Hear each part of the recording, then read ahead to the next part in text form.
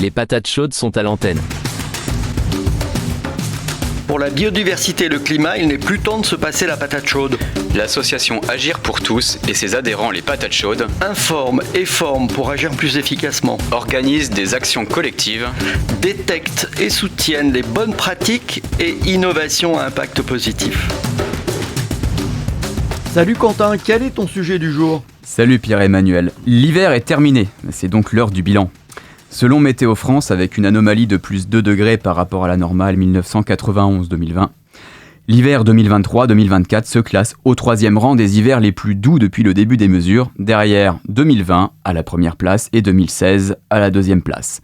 L'excédent thermique a été plus important à l'est du pays. En Bretagne, il s'établit à plus 1,7 degrés. Les températures plus douces se sont concentrées sur le mois de décembre et surtout sur le mois de février. La seule période de froid notable s'est produite entre le 8 et le 20 janvier, soit sur une durée équivalente de 2 semaines. Quant aux précipitations, malgré d'importants contrastes au fil des semaines, elles sont globalement excédentaires sur le territoire national de l'ordre de 10%, à peu près le même ordre de grandeur en Bretagne où on retrouve un excédent de 13%. Quels ont été les phénomènes marquants de cet hiver ? Les phénomènes marquants de cet hiver, mais les températures d'abord exceptionnellement douces du mois de février attirent forcément l'attention. Les gelées ont été très peu présentes. À Nancy, comme à Rennes d'ailleurs, il n'a pas gelé une seule fois sur le mois de février. C'est toutefois beaucoup plus exceptionnel dans l'est de la France, plus continentalisé que l'ouest sous climat océanique.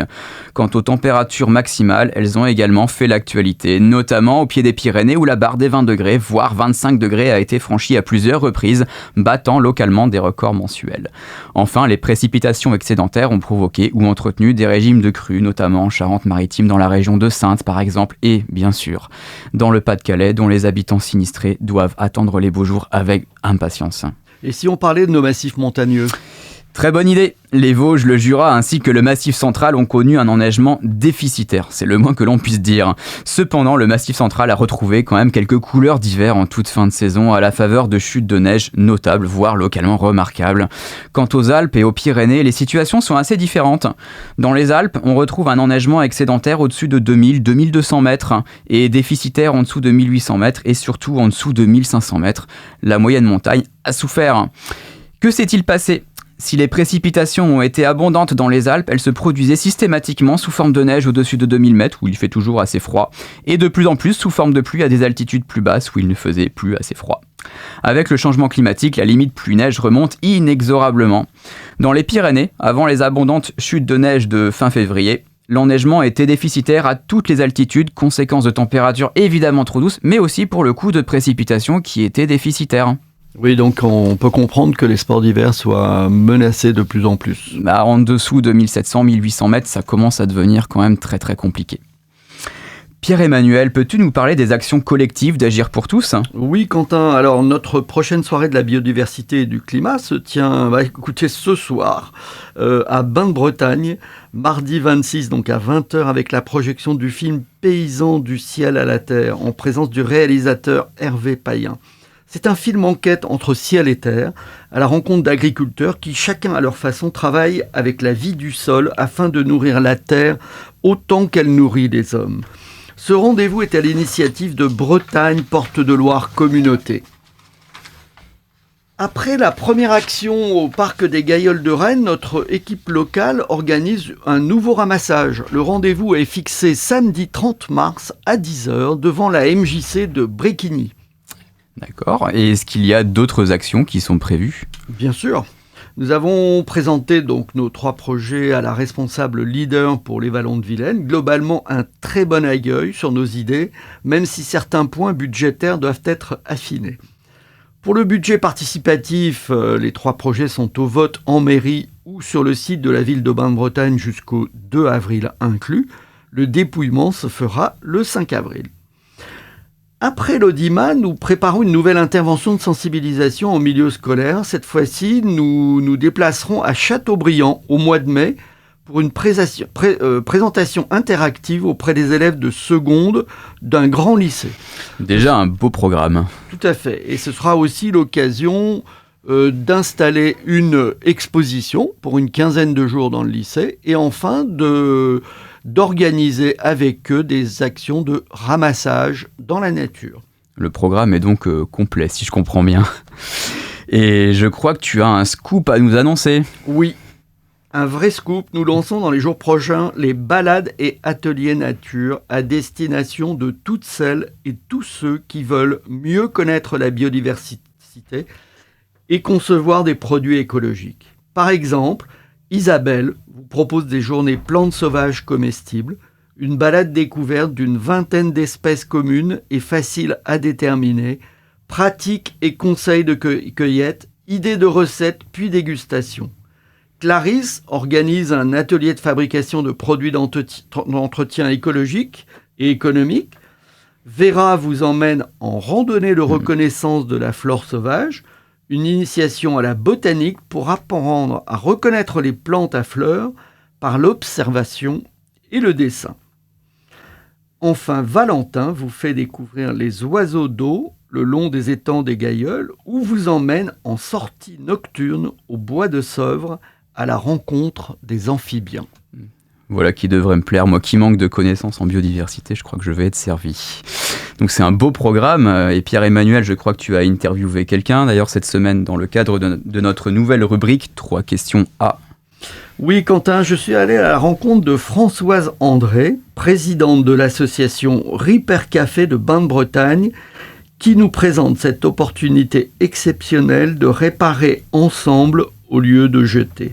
On l'écoute. Bonjour Pierre-Emmanuel. Bonjour Françoise André. Donc je suis présidente, nouvellement élue depuis décembre 23 du Ripper Café de Bain-de-Bretagne. Superbe. Oui, Et voilà. Pouvez-vous nous parler du Ripper Café Alors, le Ripper Café, il a pour vocation et par objectif, en fait, de réparer tout ce qu'on jetait trop rapidement à la poubelle jusque-là et qui pouvait avoir une autre vie. D'accord. Donc, nous avons une équipe de bénévoles qui viennent régulièrement à nos ateliers, qui sont adhérents et qui vous aident et qui vous guident pour dépanner vos appareils ou tenter de les réparer. Et ensuite, commander aussi les pièces, vous donner les adresses, les bons contacts et arriver finalement à redonner une seconde vie à votre cafetière, par exemple, votre téléviseur ou tout autre accessoire. Oui, effectivement, je suis venu récemment avec des talkie-walkie et qui ont été réparés. Oui, on intervient sur tous ces petits objets du quotidien, mais on n'intervient pas sur des machines à laver, des tondeuses, des choses comme ça qui sont beaucoup trop lourdes. Pas de gros électroménagers. Pas de gros électroménagers, effectivement. Et d'accord. Et alors, vous êtes ouvert plutôt quel jour en fait? Alors, nos Ripper Café se tiennent à Bain-de-Bretagne, à l'école Henri Guérin. Très bien.